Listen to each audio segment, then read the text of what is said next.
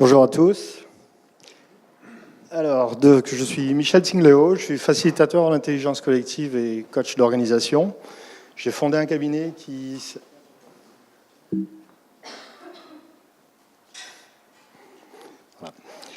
s'appelle Collectiveo, et en fait, on accompagne les organisations à mettre en œuvre des écosystèmes centrés sur l'humain, l'intelligence collective et l'agilité.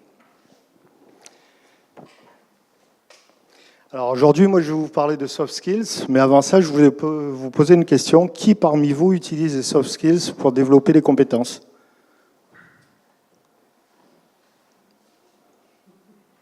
Ok. Alors, comment je vais vous aider aujourd'hui ? Je vais vous parler du potentiel que les soft skills peuvent apporter aux organisations et... Excusez-moi, quelques soucis techniques. Donc, le potentiel des soft skills, qu'est-ce qu'elles peuvent apporter aux organisations et comment elles peuvent aider à la performance de l'organisation. Puis, je vais vous parler des soft skills. Que sont les soft skills ? Y en a-t-il de prépondérantes ? Sont-elles innées ou acquises ? Peut-on les développer et comment on peut les mesurer ? Alors, pour bien comprendre la problématique des soft skills, je vais vous raconter une histoire en fait. Cette histoire, c'est celle d'Homo sapiens. Il y a à peu près 4 milliards d'années, la vie est apparue sur Terre et il y a 2,5 millions d'années, la première espèce humaine est apparue. Et nous, les Homo sapiens, ça fait à peu près 300 000 ans qu'on est là. Et il y a à peu près 70 000 ans, on serait a priori parti d'Afrique pour coloniser un peu la Terre. Et à cette époque-là, les humains étaient en fait des hordes de fourrageurs, des nomades, qui cheminaient pour satisfaire leurs besoins en fait. Leurs besoins, c'était quoi ? C'était manger, boire, n'avoir ni trop chaud ni trop froid, se reproduire et dormir. Ça, tout le monde le sait à peu près, mais ce qui est moins passé dans la conscience collective, c'est que pour y arriver, pour survivre, Sapiens a dû développer des compétences à la fois techniques, courir, grimper aux arbres, faire du feu, façonner des lances, mais il a dû surtout développer des compétences comportementales. La survie tout seul était impossible. Il a dû apprendre à collaborer, à comprendre l'autre, à avoir du leadership, à s'entraider, à partager, et il a développé plein de compétences comportementales. Et une autre compétence comportementale, c'est que Sapiens, pour évoluer dans l'environnement hostile dans lequel il était, il a dû développer des compétences qui lui permettaient d'être dans l'instant présent, d'être à l'aise, d'évoluer dans ce monde hostile, être à l'écoute de ses sens pour pouvoir rechercher de la nourriture, pour pouvoir affronter les dangers. Et il a dû développer plein de compétences comportementales pour être dans cet environnement. Et en fait, si on prenait un verbe pour décrire Sapiens à cette époque-là, ce serait le verbe être. C'est le verbe qui le représente le mieux, c'est être dans son environnement. Et il y a à peu près 11 000 ans, il y a eu une grosse bascule. On est au néolithique et Sapiens, en fait, apprivoise quelques espèces végétales, quelques espèces animales. Et en fait, c'est le début de l'agriculture et de l'élevage. Mais pour faire de l'agriculture, vous êtes obligé de devenir sédentaire. Donc Sapiens a dû faire cela, mais ça a eu une conséquence très importante, c'est qu'au lieu d'avoir accès à une diversité d'espèces végétales et animales pour se nourrir, Sapiens est devenu dépendant de sa propre production. Il produisait à la fois du végétal et des animaux, et il s'en servait pour se nourrir. Mais cette dépendance, en fait, et cette sédentarisation ont amené une autre conséquence, c'est l'augmentation de la population. Quand vous êtes sur place, c'est plus facile pour se reproduire, c'est plus facile pour élever les enfants, et donc il y a plus de bouches à nourrir. Et pour survivre, avec toutes ces bouches à nourrir, Sapiens a dû développer des compétences techniques, un vrai savoir-faire d'agriculteur et d'éleveur. Mais pour assurer une production assez importante pour nourrir toutes les bouches, Sapiens ne pouvait pas se disperser. Il était obligé de se focaliser sur ces activités-là. Mais les agriculteurs et les éleveurs ne pouvaient pas tout faire. Il y a d'autres métiers qui sont apparus, d'autres activités qui sont apparues. Potier, tanneur, forgeron, d'autres activités qui l'ont poussé à développer d'autres compétences techniques, d'autres savoir-faire. Et en fait, le néolithique, finalement, ça a amené ce côté compétences techniques et savoir-faire. Et Sapiens, focalisé sur sa production de nourriture, finalement, il était moins à l'écoute de son environnement. Il était beaucoup moins dans ses compétences comportementales au niveau de l'être, au niveau de l'écoute de son environnement, et il a basculé de plus en plus sur des compétences techniques pour produire sa nourriture. Il a basculé vers l'avoir. Il est passé de être à avoir pour pouvoir produire plus, pour pouvoir assurer sa survie et pour ne pas mourir, tout simplement. Et depuis le néolithique, évidemment, il y a beaucoup de choses qui ont changé, mais pour moi, c'est en surface. Si on analyse un peu plus en profondeur, on voit que Sapiens, finalement, a gardé la même posture. Il est toujours dans le développement de compétences techniques, dans le développement de savoir-faire, pour toujours produire plus, pour nourrir toutes les bouches. Et donc, on a assisté, effectivement, à une diversité de métiers, une diversité d'activités qui se sont de plus en plus spécialisées et qui nous ont permis, justement, de survivre. Et avec le développement des sciences dures, on a franchi un nouveau cap, on est encore allé vers plus de techniques, vers plus de savoir-faire technique. Ça nous a apporté plein de bienfaits, mais on est allé finalement toujours dans la même direction. Et il y a 100 ans à peu près, un nouveau cap a été passé. Il y a plusieurs personnes, donc Henri Fayol, Frédéric Taylor et Max Weber, qui ont théorisé des méthodes pour rendre le monde du travail beaucoup plus efficace. Et depuis à peu près 100 ans, on a utilisé ces méthodes-là, on les a mises en œuvre, on les a poussées tellement à l'excès que finalement tous les domaines ont été industrialisés. Regardez un domaine comme la santé, où les gestes des infirmières sont normalisés. Regardez les DSI. Les DSI, normalement, c'est de la réflexion, c'est du cognitif, et on est passé à des DSI qui sont hyper industrialisés, hyper dans le technique, dans la compétence, dans les outils, les méthodes, les processus. Et finalement, les DSI, pour moi maintenant, c'est rien de plus que des usines à neurones. Mais tout ça a apporté un bienfait. On n'est pas arrivé à notre société de consommation. Sans cela, on n'aurait pas pu y arriver. Par contre, ça a marché dans un monde simple et prévisible. Et depuis à peu près une cinquantaine d'années, il y a des seuils, il y a des signaux qui remontent, qui nous montrent que le monde est en train de se complexifier toujours un peu plus chaque jour. Il y a Thomas Friedman qui en parle très bien dans son livre. Thomas Friedman, il parle de plusieurs accélérations, la mondialisation, le changement climatique, l'augmentation de la population mondiale, la technologie qui n'arrête pas d'évoluer. Et toutes ces accélérations ont fait que la complexité du monde devient de plus en plus prépondérante, un peu plus chaque jour. On voit également d'autres signaux, la quête de sens des milléniums, l'équilibre vie pro, vie perso que l'on recherche de plus en plus. On a des maladies, j'appelle ça les maladies out, les burn-out, les bore-out. On a le désengagement des collaborateurs, on a la crise envers nos institutions et nos leaders. Tout ça, c'est des signaux qui nous disent finalement ça va être encore plus complexe d'évoluer dans ce monde. Et comment on va faire? Alors, pour moi, il faut rééquilibrer la partie compétences techniques que j'associe à avoir à la partie compétences comportementales que j'associe à être. En fait, vous me direz quel est le rapport avec les soft skills? En fait, les soft skills, pour moi, représentent vraiment un potentiel énorme, justement, pour pouvoir mieux évoluer dans ce monde complexe. En fait, si on continue vers la partie compétences techniques et savoir-faire, finalement, on se rend compte qu'elle ne nous aidera pas plus à solutionner la complexité de ce monde. Et il faut trouver autre chose. Et cette autre chose, pour moi, ça va être justement les soft skills. En tout cas, elles vont y participer.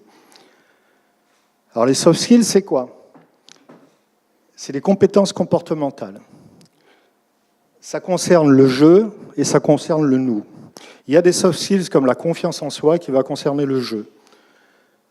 Une soft skills comme la collaboration va concerner le nous. Et en fait, comment faire pour utiliser ces compétences comportementales pour finalement être plus efficace à la fois pour soi et à la fois pour le nous. Une grille de soft skills donnée par Daniel Goleman.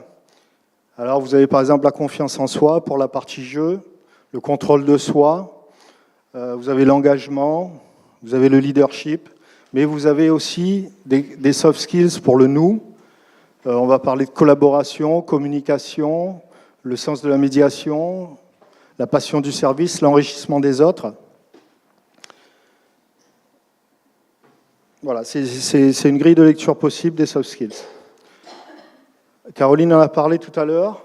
Le World Economic Forum aussi, une autre grille de lecture, donne 10 soft skills à développer d'ici 2020. On voit qu'il y a par exemple effectivement l'intelligence émotionnelle, la négociation, la coordination avec les autres, la résolution de problèmes complexes, la flexibilité cognitive, tout ça, ça va aider finalement à ce que le jeu et le nous deviennent de plus en plus efficaces. Alors, y en a-t-il de prépondérantes des soft skills? Pour moi, oui. Pour moi, il y en a 3. Enfin, une réponse possible, ce serait ces 3-là. La confiance en soi, sans laquelle une personne n'avance pas. La collaboration pour avancer ensemble. Et la remise en question, à la fois individuelle et collective. Quand on veut aller quelque part, quand on agit, si on n'est pas capable de temps en temps de lever la tête du guidon et de voir ce qui se passe et de réadapter son action, de se remettre en question, eh ben on ne va pas y arriver, on va avoir trop de rigidité. Et en fait, cette remise en question va amener l'agilité et la résilience. Alors oui, il y a peut-être des soft skills prépondérantes, mais ce qui est surtout important, c'est la diversité des soft skills. Dans une équipe, si vous mettez une armée de clones dans une équipe, elle ne pourrait pas gérer toutes les situations complexes que le monde va leur proposer. Par contre, c'est souvent les équipes qui sont diversifiées à la fois en compétences techniques et en compétences comportementales qui vont pouvoir gérer la multitude, enfin l'infinité de situations possibles du monde complexe. Donc c'est ça qui est important.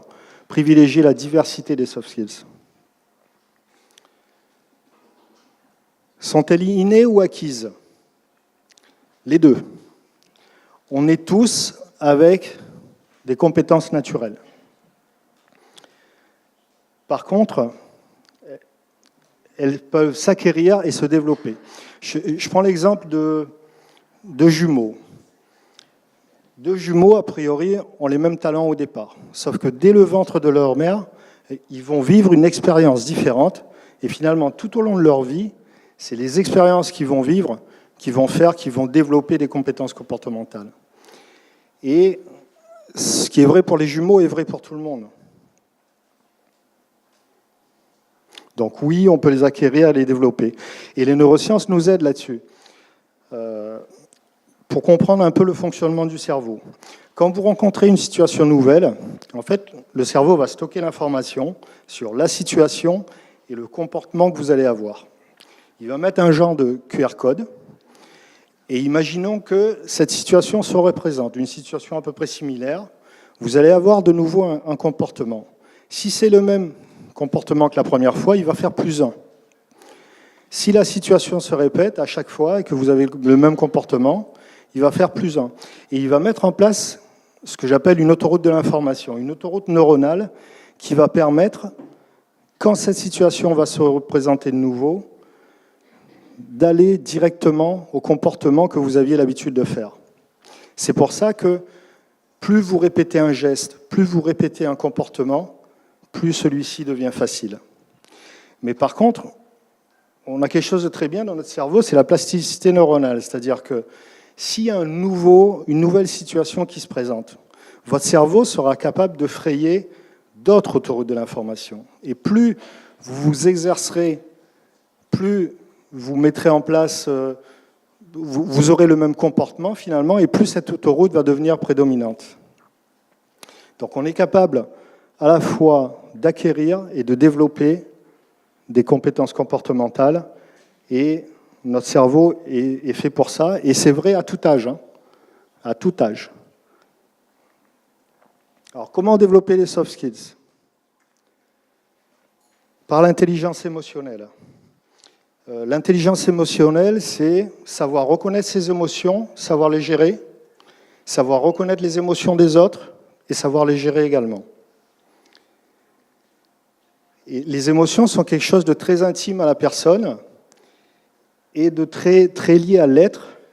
Et les neurosciences nous disent également que quelle que soit la décision la plus réfléchie possible que vous allez prendre, elle sera toujours connotée émotionnellement. Je m'explique. En fait, quand vous prenez une décision, c'est le néocortex, donc qui est sur le devant du cerveau, qui va être utilisé. Par contre, les signaux électrochimiques qui arrivent au néocortex arrivent avec une rapidité d'1 seconde, a priori. Mais avant que ces signaux arrivent au néocortex, il y a d'autres signaux qui sont émis au niveau du système limbique, qui gère les émotions, et les mesures faites par les neurosciences montrent que la rapidité de ce signal est de l'ordre de 200 millisecondes.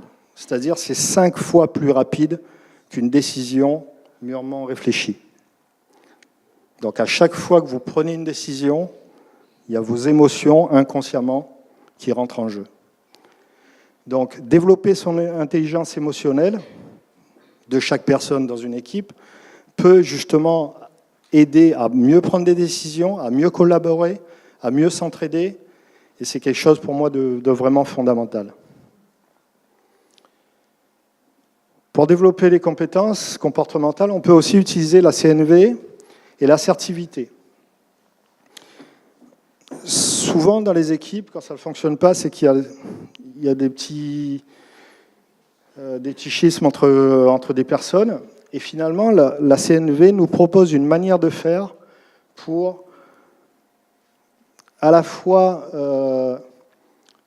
exprimer son besoin et prendre en compte la demande de l'autre.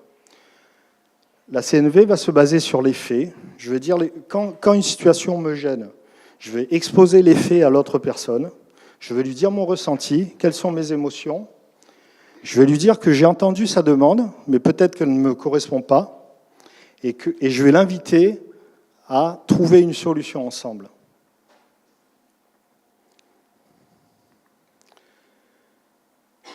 Une autre manière de faire, c'est la méthode de l'élément humain de Wilschuss. Wilschuss, lui, ce qu'il dit, c'est que souvent, les problèmes surviennent par manque de confiance en soi ou d'estime de soi. Et quand une situation comme ça se présente, imaginons dans une équipe, il y a un clash, et ben, lui, ce qu'il dit, c'est qu'il faut mettre ça sur la table, aller voir la personne, lui dit « Ok, on voit qu'il y a un souci, est-ce que tu peux nous en parler ? Est-ce que tu as envie de nous en parler ? Qu'est-ce qui s'est passé pour toi ? Quelle émotion as-tu ressenti ? Et comment nous, équipe, ou moi en tant que personne, comment je peux t'aider ?» Et à partir de là, le dialogue s'installe et le conflit n'est pas mis sous tapis et ça permet à une équipe de devenir performante. Alors, il y a d'autres manières de faire pour développer les compétences comportementales. Il y a plein de méthodes, plein d'outils. Caroline parlait de co-développement tout à l'heure. On peut faire du collaboratif. Voilà, il y a énormément de manières de faire. Je vous en ai mis que 3, mais il y en a beaucoup plus. Alors, je vous propose un exercice maintenant. Je vous propose que vous vous mettiez par groupe de 2. Alors, dans ce groupe de 2, il va y avoir une personne focus et une personne coach. Et la personne focus, elle va raconter un conflit qu'elle a eu dans le pro, dans le perso, à vous de voir, mais en se mettant à la place de l'autre personne, c'est-à-dire la personne avec qui elle a eu le conflit. Raconter le conflit, mais en se mettant à la place de l'autre. Et la personne coach va observer la personne focus, va pouvoir lui relancer par des questions au cas où, et au bout de 5 minutes, elle va lui faire un feedback. Et après, on va intervertir. Ça vous va? Non? Vas-y. Alors, par groupe de 2, une personne coach, une personne focus. Alors, le plus simple, peut-être, c'est de le faire avec la personne qui est à côté de vous.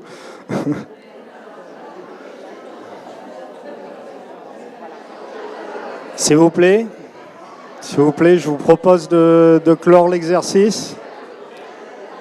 Est-ce que ceux qui m'entendent peuvent lever la main? S'il vous plaît. Merci. Je vous propose de clore l'exercice. Alors, c'est un exercice, moi, que j'utilise en coaching pour régler les conflits entre deux personnes. Alors, je le fais un peu différemment. Quand il y a un conflit, je demande aux deux personnes d'exprimer à la fois de faire comme vous avez fait, de raconter l'histoire finalement avec le regard de l'autre. Chacun fait ça et après, chacun exprime sa propre position. Et à partir de là, souvent, ça fait changer les équilibres et on arrive à re-rentrer dans la collaboration, la discussion et souvent ça amène à plus de partage et plus de collaboration par la suite. Voilà, donc ça c'est le genre d'exercice qu'on peut faire pour développer l'intelligence émotionnelle et débloquer des conflits. Alors maintenant, la dernière partie, c'est comment mesurer les soft skills. Alors je ne vais pas répondre directement à cette question, je vais vous en poser une autre. Pour quelles raisons vouloir mesurer les soft skills ?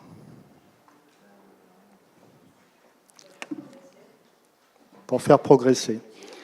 J'entends le besoin de progression et donc de mesure pour faire un delta entre un état A et un état B. Je comprends, mais pour moi, autant une compétence technique va pouvoir se mesurer, va pouvoir avoir des progrès, autant une compétence comportementale va être liée à la situation. Je prends un exemple. Imaginons quelqu'un qui a assez de confiance en lui pour faire des speeches en milieu pro. Pas de souci, il s'éclate à faire ça, il est très confiant en lui. Et cette personne se marie. Et elle décide de faire un discours lors de son mariage. Et bien ce jour-là, patatras, elle n'y arrive pas. Elle n'y arrive pas parce que le contexte est différent, contexte pro, contexte familial. Pour différentes raisons, une compétence comportementale qu'on croyait acquise, finalement, peut s'avérer inefficiente à un instant T parce que la situation est différente. Donc, mesurer une soft skills, ça va vous donner une photo à un instant T, mais finalement, comment on va exploiter ce résultat? Et pour moi, il y a beaucoup mieux à faire. En fait, dans vos organisations, il y a une mine d'or. La mine d'or, c'est vos collaborateurs. Et vos collaborateurs, c'est un gisement de soft skills. Et en fonction de comment l'entreprise met son écosystème pour développer ses compétences ou les annihiler, ce potentiel va pouvoir être utilisé ou non à la performance de l'organisation. En fait, une entreprise a toujours le choix. Elle a toujours le choix sur son alchimie, l'alchimie qu'elle veut mettre. Est-ce qu'elle veut transformer l'or en plomb ou est-ce qu'elle veut transformer le plomb en or? Et finalement, et je vais finir par ces mots, pour moi, ça revient à ça. C'est un choix entre être et avoir. Est-ce qu'on veut développer les compétences des personnes? Est-ce qu'on veut mettre un écosystème qui va permettre à ces compétences comportementales d'être présentes, développées, valorisées? Ou est-ce qu'on veut être plutôt sur du savoir-faire technique, sur la compétence technique, et finalement être du côté avoir. Alors moi, personnellement, j'ai fait mon choix, mais maintenant, vous êtes, je pense, en état pour faire le vôtre en conscience. Voilà, merci.